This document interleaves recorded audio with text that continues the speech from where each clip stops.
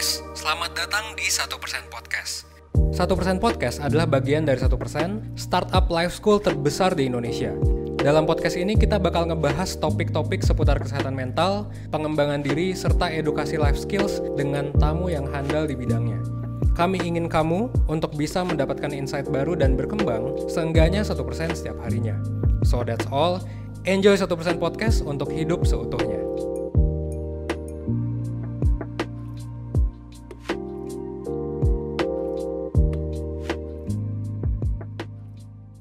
Selamat datang di channel 1% Podcast, di mana kita bakal ngebahas ilmu-ilmu penting kehidupan yang belum pernah diajarin di sekolah.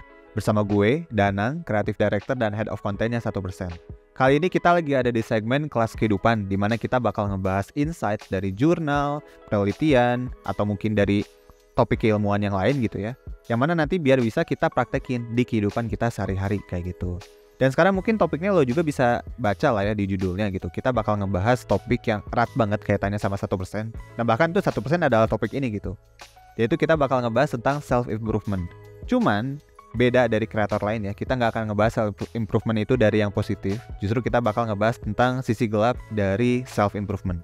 Kayak kenapa sih gitu banyak orang yang ngikutin self-improvement tapi kok hidupnya masih susah gitu ya. Masih struggling, masih males dan lain sebagainya gitu. Dan itu kita bakal bahas di episode kali ini.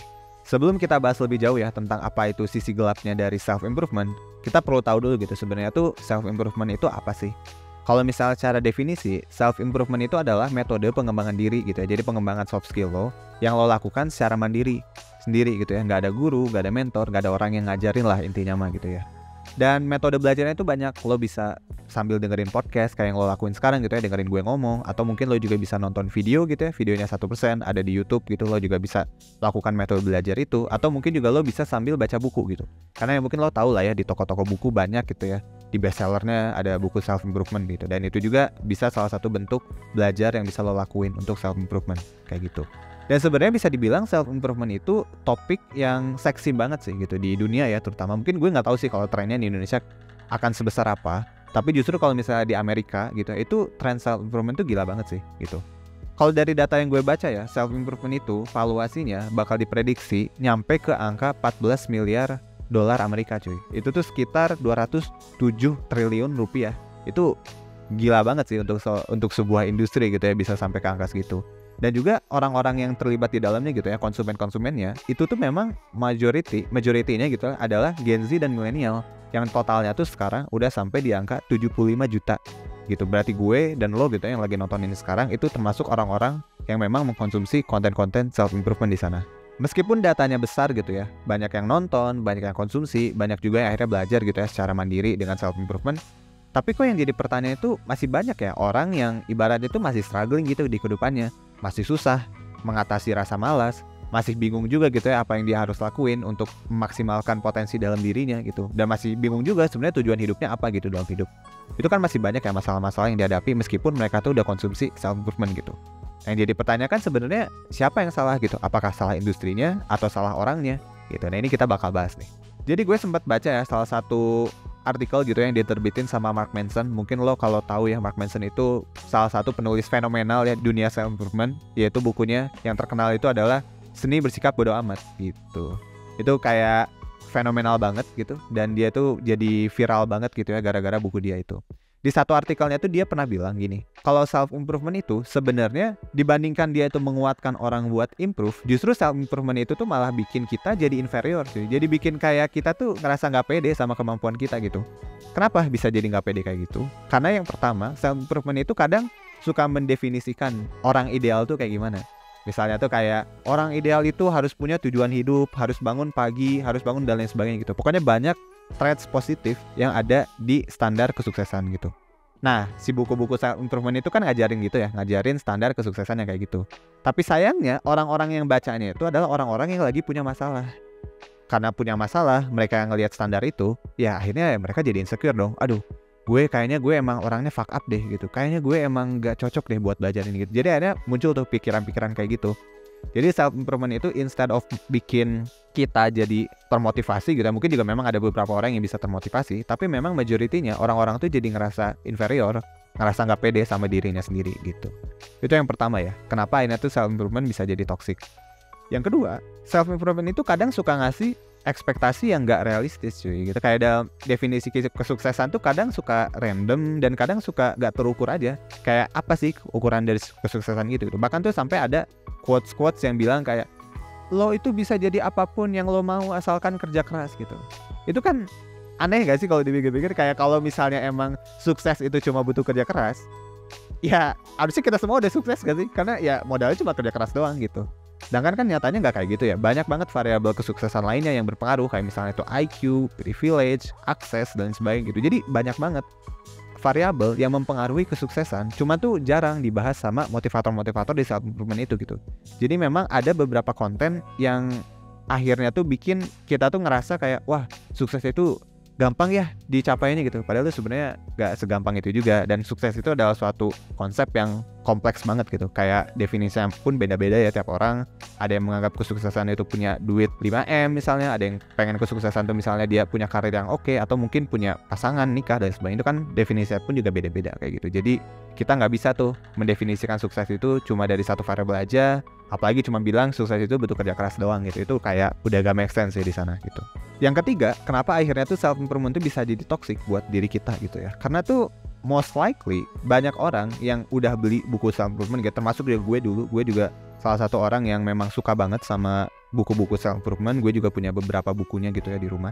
Dan gue tuh baca buku itu tapi gak action gitu. Dan itu juga mungkin salah satunya juga adalah lo yang lagi nonton sekarang ini gitu. Kayak kita tuh baca nih buku self improvement, atau mungkin kita nonton gitu ya podcastnya atau nonton videonya, tapi kita tuh cuma baca doang, cuma belajar doang, kagak ada action gitu. Dan itu akhirnya ya semua pengetahuan yang kita dapetin cuma sampai di pikiran kita aja, gak ada impact yang terjadi di diri kita gitu kalau misalnya kita cuma belajar doang dan gak ada action gitu. Dan itu yang akhirnya tuh bikin self improvement itu toxic di sana gitu. Dan kalau misalnya kita lihat dari tahap perubahan gitu ya, kan kita tuh kalau misalnya mau bertransformasi secara psikologi itu ada beberapa tahapannya teman-teman. Dan ini tuh disebutnya sebagai stage of change gitu. Nah, yang kita lakukan ketika kita membaca buku atau kita nonton podcast, nonton video self improvement, itu tuh cuma salah satunya dari 5 tahapan yang sebenarnya harus kita lakuin gitu. Nah, ini kita bakal coba bahas ya tahapan-tahapannya. Yang pertama itu tahapan dalam pengembangan diri gitu ya, stage of change-nya. Yang pertama itu adalah pre-contemplation. Jadi pre-contemplation itu adalah kondisi ketika lo belum aware gitu. Kayak lo tuh harus berubah nih, misalnya tuh lo pengeluarannya boros sekarang, tapi lo tuh gak aware kalau itu tuh masalah. Nah, itu adalah pre-contemplation gitu. Ini kita bakal pakai case itu lah ya buat kedepannya. Jadi lo gak aware kalau misalnya lo itu harus mengatur keuangan dengan baik gitu. Itu pre-contemplation. Nah, yang kedua itu adalah contemplation. Nah, contemplation adalah ketika lo udah sadar kalau perilaku boros lo itu tuh sudah merugikan diri sendiri dan lo harus berubah gitu. Jadi lo udah mulai merenung, udah mulai galau, udah mulai overthinking gitu. Kenapa dah duit gue habis mulu gitu, sebelum akhir bulan udah habis mulu gitu. Nah, itu kan ada contemplation namanya. Kita udah menyadari kalau ada masalah dalam diri kita gitu. Itu tahapan yang kedua. Tahapan ketiga itu adalah preparation. Nah, preparation ini yang tadi kita lakuin bareng-bareng. Kita nonton video, kita baca buku seputar gimana cara mengelola keuangan, cara mengatur budgeting dan sebagainya. Nah, itu adalah tahap preparation. Kita nambah pengetahuan di dalam pikiran kita gitu ya. Nambah pengetahuan tentang apa yang jadi masalah kita. Dan itu tuh nggak cukup. Itu tuh baru tahap ketiga. Ada lagi namanya itu tahap keempat. Yang namanya itu adalah action. Nah, jadi setelah kita belajar nih di tahap ketiga tentang cara mengelola keuangan, cara budgeting, ya itu di tahap keempat kita langsung praktekin tuh. Oke, kita misalnya tuh ngatur keuangannya dengan bikin multi rekening misalnya, atau mungkin bikin budgeting 50, 30, 20 gitu. Itu kan beberapa teknik yang bisa dilakuin gitu buat ngatur keuangan.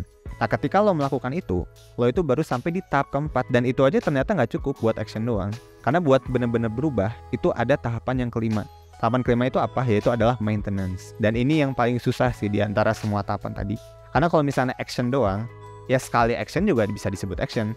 Cuma kalau buat maintenance, buat mempertahankan, buat tetap konsisten gitu ya dari si habit ini gitu ya, yang awalnya tuh cuma sekali doang bisa menjadi kebiasaan, itu susah gitu. Dan kita baru dikatakan bisa berubah ketika kita memang sudah at least ya melakukan habit tadi selama 21 hari. Itu minimal banget. Itu baru kita bisa berubah. Dan itu pun juga tantangannya bisa bakal lebih panjang lagi. Karena kalau misalnya itu pengen jadi lifestyle, kita harus ngelakuinnya sampai 90 hari gitu. Jadi gitu ya, ada 5 tahapan yang harus kita lakuin kalau misalnya kita memang bener-bener pengen berubah gitu dari apa yang kita belajari di self improvement gitu. Karena kalau misalnya lo cuma stuck doang nih, di belajar doang ya, atau dibaca buku doang gitu ya, itu lo bakal mengalami yang namanya analysis paralysis gitu. Jadi lo itu ngerasa ya diri lo udah berubah, diri lo udah berkembang gitu karena lo udah baca buku. Tapi nyatanya ya lo nggak berubah, lo tetap ada di titik yang sama dari lo pas baca buku gitu. Ya at least perubahannya ada di knowledge-nya ya. Tapi ya knowledge doang kan gak akan bisa ngasih impact yang signifikan juga ya kalau nggak lo praktekin kayak gitu.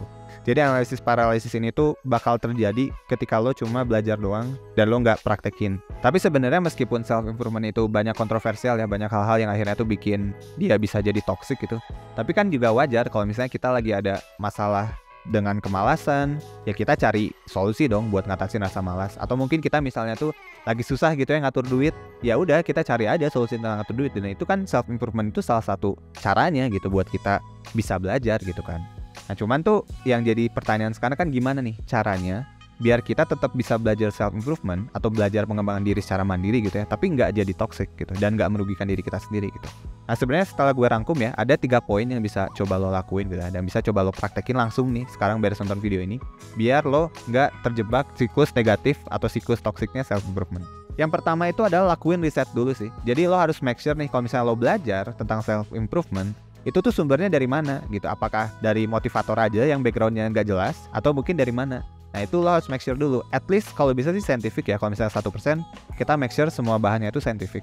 Tapi kalaupun misalnya nggak scientific juga nggak masalah sih gitu. Karena kan memang ada beberapa materi self improvement yang lebih ke filosofis dan itu nggak scientific gitu. Jadi itu kalau misalnya selama itu ngebantu lo, ya nggak masalah, lakuin aja gitu. Tapi kalau misalnya lo ngerasa lo ragu gitu ya sama sumber bukunya, lo ragu sama yang bikinnya, kalau menurut gue sih lo coba pertimbangin lagi aja sih untuk cari sumber-sumber yang bikin lo bisa ngerasa aman dan bikin lo ngerasa percaya gitu. Jadi make sure itu yang pertama itu lakuin riset. Yang kedua itu adalah cari tahu step by stepnya untuk menyelesaikan masalah lo gitu. Jadi lo jangan cuma baca doang si bukunya, tapi lo harus cari tahu tuh di bukunya itu apa nih step by step yang konkret yang bisa dilakuin buat nyelesain masalahnya. Misalnya tadi masalahnya itu adalah budgeting, ya lo harus cari tahu dong caranya budgeting gimana. Yang pertama apa, kedua apa, ketiga apa, atau mungkin juga ada teknik-teknik lainnya kan ya untuk masalah personal finance yang bisa lo lakuin. Nah itu harus dicari tuh step by stepnya. Jadi bukan cuma teori aja, tapi juga cari tahu caranya yang memang konkret bisa step by step. Dan yang selanjutnya itu adalah action cuy. Jadi setelah lo belajar itu, lo tahu step by stepnya, itu harus action. Dan ini beneran harus action ya. Dan action pun gak cukup kan, tadi udah sempat gue jelasin ya. Itu lo langsung praktekin di rumah lo budgetingnya ya. Misalnya 50-30-20 atau misalnya ada multi rekening dan lain sebagainya, itu lo langsung coba praktekin aja. Dan yang terakhir, yang menurut gue ini poin terpenting dari semua bahasan kita sekarang itu, jangan cuma belajar self improvement doang cuy. Jadi ilmu di luar sana tuh banyak, apalagi hard skill gitu ya. Karena misalnya tuh kayak ngoding gitu, kayak menulis, kayak fotografi, editing dan sebagainya, itu banyak banget ilmu. Dan lo jangan cuma belajar self improvement doang. Itu kayak ibaratnya tuh lo pengen jadi sukses gitu ya. Misalnya pengen sukses karir di bidang apa, tapi lo cuma punya ilmunya self improvement doang, itu kayak gak make sense aja gitu. Karena pasti kita perlu skill set lain buat mencapai kesuksesan seperti yang kita pengen gitu. Jadi emang usahain jangan cuma belajar self improvement doang, belajar juga hal-hal lain. Misalnya kayak lo ada passion di penulisan, ya lo belajar tentang menulis. Atau misalnya lo ada passion nih di dunia entertainment, misalnya lo pengen belajar lebih jauh tentang musik, pengen belajar lebih jauh tentang fotografi misalnya, ya lo tinggal belajar aja di sana gitu. Jadi jangan cuma belajar self improvement aja, belajar juga ilmu-ilmu yang lain. Ya intinya sih self improvement itu sebenarnya gak baik dan buruk sih teman-teman ya. Meskipun memang ada sisi gelap ya, namanya industri pasti ada sisi gelap dan ada sisi positifnya gitu. Cuman kalau menurut gue sendiri sih, kita nggak bisa juga ya serta-merta nge-label gitu self improvement itu adalah suatu hal yang jelek. Karena ya sebenarnya self improvement itu adalah tools gitu. Baik atau buruknya tools itu tergantung dari gimana lo makainya. Kayak pisau aja gitu. Misalnya lo punya pisau gitu, ya baik atau buruknya si pisau itu kan didefine dari lo yang make gitu. Sama kayak self improvement gitu. Jadi kita nggak bisa menilai self improvement itu baik atau buruk. Justru lebih ke tergantung lo sekarang. Lo mau manfaatin self improvement ini untuk pengembangan diri lo yang konkret, atau ya udah cuma sekedar mindset aja kan kayak gitu. Dan yang pasti sih kalau misalnya lo pengen pengembangan diri yang gak cuma lo belajar sendiri aja, misalnya lo pengen ada mentor, pengen ada orang yang ngajarin, sebenarnya sih menurut gua lo bisa coba maksimalin sih beberapa produk atau fitur yang memang ada di 1% gitu. Misalnya kita ada mentoring one on one gitu ya, lo ngobrol sama mentor lo, ngobrolin tentang masalah gitu, apa yang lagi jadi keresahan lo gitu ya. Dan bahkan juga nanti lo bakal dapet tes psikologi gitu. Lo bisa lebih tahu juga gimana kepribadian lo bisa juga lebih tahu tentang apa sih yang jadi weaknessnya lo gitu dengan tes psikologi itu. Bahkan juga ada tes minat karir kan ya di sana. Jadi kalau misalnya lo belum tahu karir lo apa gitu ya, itu lo bisa dapet tuh dengan lo ikut mentoring. dan lo bisa konsultasi langsung gitu. Jadi nggak cuma belajar sendiri doang gitu. Itu kan tadi sifatnya mentoring yang lebih ke one on one ya. Kalau misalnya lo pengennya ikutannya kayak bareng-bareng sama yang lain, lo juga pengen interaksi sama peserta yang lain, lo bisa ikutan webinar sih gitu. Dan di webinar juga banyak banget ya topik-topiknya, mulai dari personal finance, life planning, cara komunikasi, bahkan sampai ke cara membangun hubungan yang oke gitu ya. Webinar ngomongin pernikahan juga sampai ada kita di sana gitu. Jadi lo tinggal pilih aja apa yang pengen lo pelajari gitu ya. Dan lo bisa akses aja di website kita ya, 1%.net, atau klik link yang ada di deskripsi di bawah gitu. Explore aja sih. Dan kalaupun misalnya lo masih belum berkenan gitu ya, masih belum berkesempatan buat beli yang berbayar, ya lo bisa maksimalin juga sih produk-produk kita yang gratis. Ada worksheet gratis, ada tes online gratis gitu. Bahkan videonya aja lo nonton atau podcast ini lo dengerin ya gratis gitu. Jadi lo bisa maksimalin berbagai resource yang udah 1% bikin ya. Dan ya udah tinggal lo praktekin aja di rumah gitu ya, tips-tips yang kita kasih. Dan ya udah deh, konsisten gitu kan. Maintenance, perubahan yang lo pengen gitu ya selama 21 hari. Setelah 21 hari lo lakuin lagi selama 90 hari gitu.